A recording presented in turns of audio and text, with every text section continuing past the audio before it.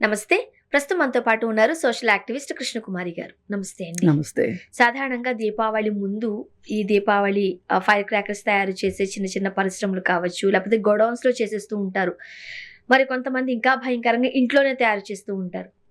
అనుకోకుండా ప్రమాదం జరగడం, ఇల్లు పేలిపోవడం ఇవి మనం తరచుగా చూస్తూనే ఉంటాం. అదే సంఘటన కాకినాడ జిల్లా వెట్లపాలెంలో జరిగింది. ఇప్పటి వరకు మనకు అందిన సమాచారం మేరకు 23 మంది సజీవ దహనమయ్యారు అంటూ వార్తలు. చాలా బాధాకరం. ఏం చెప్తారు? చాలా బాధాకరం అండి. ఇప్పుడు ప్రమాదకరమైన వృత్తి అని తెలిసి కూడా ఎంచుకుంటున్నారు అంటే వాళ్ళకి ఇంక అంతకంటే గత్యంతరం లేదని కదా. ఇంకో పని చేయలేరు అని. ఇంకో పని చేయలేకపోవడం కదా, ఇంకో పని దొరకలేదని అర్థం. ఇప్పుడు అదే ఇదేదన్నా ఒక ఇన్నోవేటివ్ వర్క్ కూడా కాదు, ఇది చాలా రొటీన్ వర్క్. అలాగే ఒక గొప్ప పేరు వచ్చే పని కూడా కాదు. ఇప్పుడు అంతరిక్షంలోకి వెళ్తారనుకోండి, చచ్చిపోతారో తెలీదు, బతుకుతారో తెలీదు. మనం కల్పనా చావ్లా వీళ్ళని చూసాము. అయినా ఎందుకు వెళ్తారు వాళ్ళు? అక్కడ వచ్చే గుర్తింపే వేరు. అందుకోసమని ప్రమాదకరమైన వృత్తి. ఇప్పుడు ఆర్మీలోకి వెళ్తారు, అది ప్రమాదకరం అని తెలుసు. కానీ ఒకవేళ చనిపోతే వాళ్ళకి దొరికే ఒక గౌరవం, అపూర్వమైన గౌరవం, అందుకోసం వెళ్తారు. దేశానికి సేవ చేయాలని వెళ్తారు. నా ఉద్దేశం ఏంటంటే, ఇక్కడ ప్రమాదకరమని తెలిసి కూడా వృత్తిలోకి వెళ్తున్నారు అంటే అది అంత గుర్తింపైంది కాదు, అంత విపరీతమైన డబ్బు వచ్చేది కాదు. అయినా వెళ్తున్నారు అంటే అంతకంటే గత్యంతరం లేదు అని. అంటే అది కూలి పని కింద లెక్క కదా. కూలి పని కింద లెక్క. నేనేం చెప్పదలుచుకుంటున్నానండి, నా బాధ ఏంటంటే, అసలు ఇంత ప్రమాదకరమైన వృత్తిలోకి వెళ్ళాల్సిన అగత్యం ఏర్పడింది చూసారా, అది చాలా బాధాకరం. అంటే ఇలాంటి భయంకరమైన వృత్తులు చేసేటప్పుడు మేబీ కాస్త డబ్బులు ఎక్కువ వస్తాయేమో అని ఆశపడి వెళ్ళారు అని అనుకుందామన్నా, వీళ్ళకి రోజువారీ కూలియే. అంటే ఎక్కువ డబ్బులు కూడా రావు. అయితే ఇది ప్రమాదకరమైన వృత్తి అని తెలిసినప్పుడు వీళ్ళు వెళ్తున్నారు, సరే. అలాంటప్పుడు ప్రభుత్వాలు చేయాల్సింది ఏంటి ఇక్కడ అని మనం ఆలోచించుకుంటే, ఇక్కడ సేఫ్టీ మెజర్స్ ఎక్కువ తీసుకోవటం, కొంచెం ఓపెన్ ప్లేసెస్లో ఉండటం, అలాగే చాలా రిస్ట్రిక్టెడ్గా తయారు చేయటం, ఇది ప్రభుత్వాలు తీసుకోవాల్సిన జాగ్రత్త. ఎందుకంటున్నానంటే, ఇవాళ ప్రతి ఒక్కళ్ళు బాణాసంచా కాల్చేవాళ్ళే.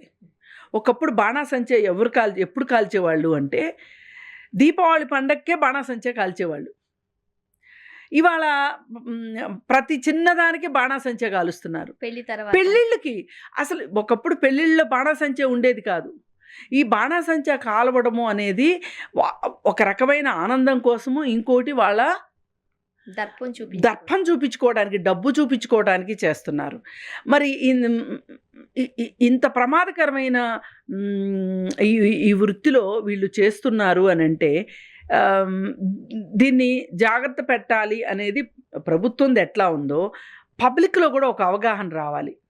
ఏంటి అంటే, ఇది ఇంత ప్రమాదకరంగా తయారవుతుంది కదా, దీనిని మనం వాడకం ఆపేస్తే, తగ్గిస్తే పోనీ కనీసం ఎలా ఉంటుంది అని ఆలోచించాలి. ఎందుకంటున్నా అంటే, ఇప్పుడు ఈ పట్టు చీరలు ఉన్నాయి చూసారా, ఈ పట్టు కొన్ని లక్షల పట్టు పురుగులు చంపితే పట్టు వస్తుంది. ఒక చీర నెయ్యటానికి కొన్ని లక్షల పురుగులు చనిపోతేనే పట్టు అనేది తయారవుతుంది. అందుకని కొంతమంది ఏం చేస్తారు అంటే పట్టు చీరలు కట్టరు. అలాగే ఇప్పుడు కొన్ని బ్యాగులు ఉంటాయి, జంతు చర్మాలతోటి తయారు చేసిన హ్యాండ్ బ్యాగ్స్ ఉంటాయి, లెదర్ బ్యాగ్, అవి వాడరు. ఎందుకంటే ఇప్పుడు వాళ్ళకి ఆ బ్యాగ్ పట్టుకున్నప్పుడు వాళ్ళకి ఆ జంతువు చర్మం కనిపిస్తుంది.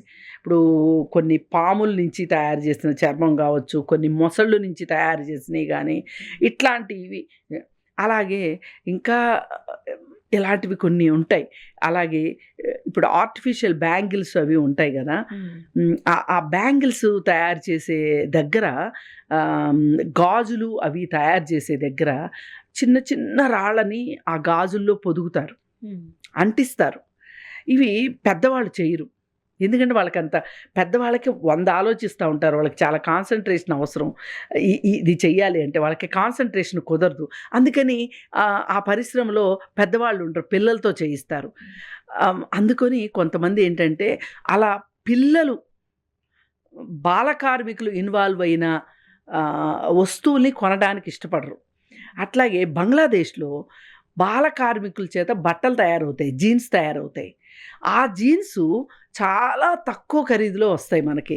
ఎందుకు అంటే మ్యానుఫ్యాక్చరింగ్‌కి కాస్ట్ తక్కువ కాబట్టి వాళ్ళు తక్కువకి అమ్మగలుగుతారు. ఇది తెలిసి కొన్ని బ్రాండ్స్ కొంతమంది వాడరు. అంటే ఇదంతా నేను ఎందుకు చెప్తున్నా? ఒక ప్రమాదకరమైన పని వల్ల ఉత్పత్తి అయ్యే వాటిని మన సరదా కోసం వాడితే వీటి వెనక ఎన్ని జీవితాలు బలవుతాయి.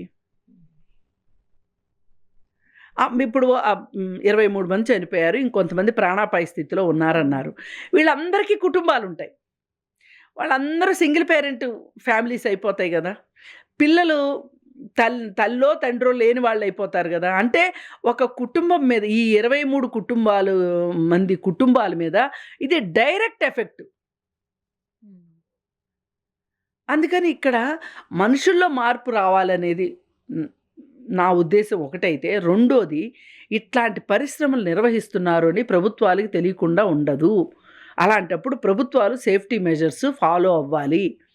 ఇప్పుడు మందు సామాను అనేది మన సంస్కృతిలో భాగం కావచ్చు, మన కల్చర్‌లో భాగం కావచ్చు. అయినంత మాత్రాన ఇప్పుడు 10,000 మందులు కాలిస్తేనే దీపావళి పండగ అనేది లేదు. ఇప్పుడు దీపావళి పండగలో మందులు కాల్చే వాళ్ళందరూ దేవుడి పేరు చెప్పి మందులు కాలుస్తున్నారా? కాదు. వాళ్ళ దర్పం చూపించుకుంటానికి. ఒక బజార్‌లో ఒకళ్ళింట్లో 10,000 మందు సామాను కాల్చారంటే పక్కింట్లో వాళ్ళు ఖచ్చితంగా 12,000 మందు సామాను కాల్చాల్సిందే. అలాగే రాజకీయ నాయకుల ఫంక్షన్స్. అందుకే ఇప్పుడు కాలాలతో సంబంధం లేకుండా అన్ని కాలాల్లోనూ బాణాసంచా తయారవుతుంది. ఇది ఒక పెద్ద పరిశ్రమ అయింది. అందుకే రాజకీయ నాయకుడు ఎన్నికల్లో నెగ్గారంటే బాణాసంచా, పెళ్లిళ్ళలో బాణాసంచా, మనిషి చనిపోయారంటే బాణాసంచా, పుట్టారంటే బాణాసంచా. చిన్న ఫంక్షన్స్ కూడా ఇవాళ బాణాసంచా కాలుస్తున్నారు. అందుకని దీన్ని రిస్ట్రిక్షన్ చేయాల్సిన అవసరం ఉంది. ఇది ప్రభుత్వాలే చేయగలవు. ఇప్పుడు ఒక వస్తువు చాలా ఖరీదైంది అని అనుకోండి, అందరూ దాని ఈజీ యాక్సెస్ ఉండదు కదా! అలాగే ఇప్పుడు ఒక వ్యక్తి ఇన్ని మందులు మాత్రమే కొనాలి అనేది అంటే కొన్ని పెట్టక తప్పదు. ఇప్పుడు అది లేకపోతే ప్రాణం పోయేది కాదు. ఇప్పుడు ఒక కందిపప్పు అనుకోండి, ఒక బియ్యం అనుకోండి, లేకపోతే ఒక వంట నూనె అనుకోండి, లేకపోతే మందులు అనుకోండి, అవి ప్రజలకు చాలా అవసరమైనవి. మందుగుండు సామాను అంత అవసరమైంది కాదు కదా! మనం అవసరమైతే దాన్ని పక్కన పెట్టగలిగిందే కదా! ఇప్పుడు బట్టలున్నాయి. బట్టలు అవసరమైనవే. అయినంత మాత్రాన అక్కడ కూడా రూల్సు బాల కార్మికుల చేత పెట్టించడానికి వీల్లేదు. వాళ్ళు పని చేయటానికి వీల్లేదు. అందుకని ఇది కొంచెం సున్నితమైన అంశము. మన సంతోషము, మన ఆనందము ఇంకెవరికైనా బాధను కలిగిస్తదా, దుఃఖాన్ని కలిగిస్తదా అనే ఒక ఆలోచన ఇప్పుడు నూతన మానవుడు కదా! ఇన్ని ఆవిష్కరణలు జరుగుతున్నాయి. మనుషులు ఇంత టెక్నాలజికల్ ఎరాలో మనం ఉన్నాం ఇప్పుడు. కానీ వీడు తయారు చేసే దాంట్లో కూడా ఎక్కువగా మహిళలే ఉంటారేమో అనే అనుమానాలు మహిళలు, పిల్లలు ఉంటారు. ఎంత బాధాకరం. నేను చెప్తున్నా, ఒక కుటుంబంలో ఒక మహిళను కోల్పోయారు అని అంటే ఆ పిల్లల అభ్యున్నతికి కానీ, అంటే వాళ్ళ పెంపకం విషయంలో కావచ్చు, ఏదైనా కానీ ఆ కుటుంబం చాలా 75% లాసు. దట్టు వచ్చేది సమ్మర్ కదండి. దీని ఉధృతి ఇంకా ఎక్కువగా ఉంటుంది. ఇలాంటి ఏమైనా యాక్సిడెంట్స్ అట్లా ఏమైనా జరిగితే సమ్మర్లో చాలా దాని మృతుల సంఖ్య పెరిగే అవకాశం ఉంటుంది. దాని తీవ్రతే ఎక్కువగా ఉంటుంది. అందుకని మనం ఒక మానవులంగా నివారిద్దాం. ఇప్పుడు తుఫాన్లు ఇట్లాంటివి మనం నివారించలేము, కానీ ఇవి నివారించగలిగినాయి కదా! అందుకని కొంచెం ఆలోచన రావాలి, అవగాహన రావాలి. ప్రభుత్వాలు కూడా వీటిపైన ఒక రకంగా ఉక్కుపాదం మోపాలి. నిబంధనల విషయంలో కఠినంగా నిబంధనలు ఉండాలి. ఎందుకంటే ఇలాంటి విషయాల్ని ఎవరిని తప్పు పట్టలేం. కాబట్టి మీరు అంటున్నట్టుగా ప్రభుత్వాలే చొరవ తీసుకుని ఏదో ఒక మార్గం చూసినట్లయితే ఎంతో కొంత. అసలు తప్పు పట్టలేము అనే మాట అనొద్దు. తప్పు పట్టాలి ఖచ్చితంగా. ఎందుకు అసలు అక్కడ ఏవో సరిగా డీల్ చేయకపోతేనే ఇది జరుగుతుంది. మామూలుగా అయితే జరగదు కదా. ఇప్పుడు ఒక అగ్ని ప్రమాదం ఉందండి. ఒక అగ్ని ప్రమాదానికి కారణం ఏంటి? సిలిండర్ పేలటమో, లేకపోతే షార్ట్ సర్క్యూట్ అవ్వటమో, లేకపోతే ఇప్పుడు మానవ తప్పిదమా, లేకపోతే యాంత్రిక తప్పిదమా అనేది ఏదన్నా కావచ్చు. కానీ తప్పిదం ఉంటే ఉన్నది కదా అక్కడ.